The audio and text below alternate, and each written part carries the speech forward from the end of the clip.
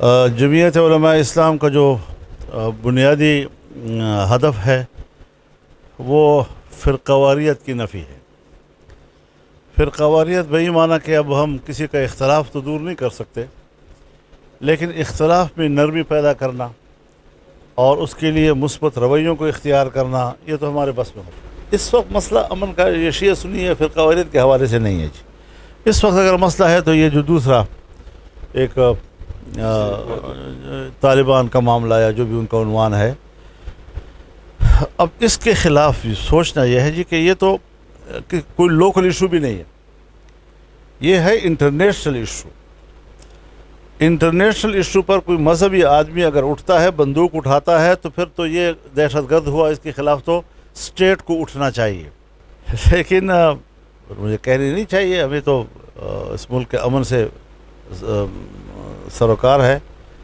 اگر یہاں پر آج ایک عنصر اٹھتا ہے اور وہ کہتا ہے میں علیحدگی پسند ہوں، مجھے الگ وطن چاہیے، اب یہ اقتدار چاہتے ہیں، یہ کہتے ہیں کہ تم جو کرسی پہ بیٹھے ہو یہاں میں بیٹھوں گا، تم غلط بیٹھے ہوئے ہو، چاہے بندوق کے زور سے۔ لیکن وہ اگر کوئی بندوق کے زور سے اٹھے گا اور کہے گا کہ میں تو علیحدگی ملک سے نکلنا چاہتا ہوں، توڑنا چاہتا ہوں ملک کو، وہ بہت خطرناک جنگ ہے، لیکن وہ ہمارا انٹرنل مسئلہ ہے۔ اس کے لیے اسٹیٹ حرکت میں نہیں آئے گی، اس کی پرووینشل گورنمنٹ حرکت میں آئے گی، اور یہاں پر پورا اسٹیٹ حرکت میں آئے گا۔ تو یہ جو ہم ترجیحات ہماری جو ہیں وہ ترجیحات ہی غلط ہے ہماری۔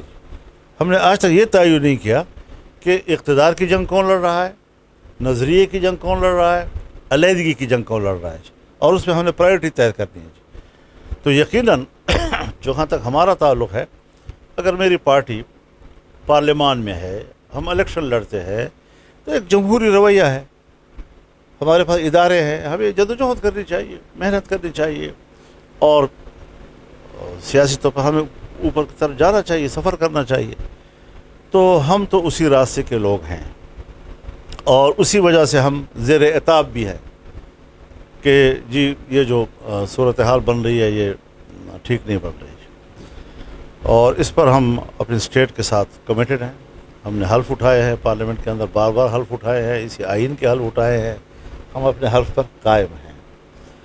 اور جس آئین کا میں نے حلف اٹھایا ہے، اس آئین کا جہاں یہ تقاضا ہے کہ اپنے مطالبے کے لیے بندوق اٹھانا ٹھیک نہیں ہے، یہ خلاف آئین ہے، یہ خلاف قانون ہے، اسی طرح اگر ایک ادارہ اپنے دائرۂ کار کے حدود سے تجاوز کرتا ہے، یا میں تجاوز کرتا ہوں اور فوجی وردی پہنتا ہوں، یا فوج تجاوز کرتی ہے، سیاستدان بنتا ہے، تو اس روش کی بھی ہم نے مخالفت کی ہے، اور اس کی بھی ہم سزا پا رہے ہیں۔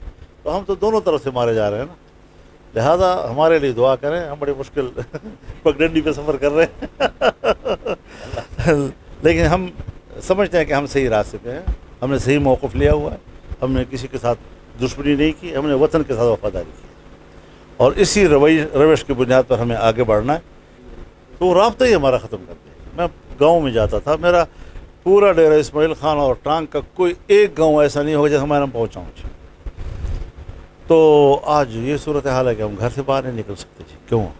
اس کی وجوہات تلاش کرنی چاہیے، ان کے اسباب تلاش کرنے چاہیے۔ ہم اس کے گناہ گار ہیں یا اسٹیٹ اس کا گناہ گار ہے،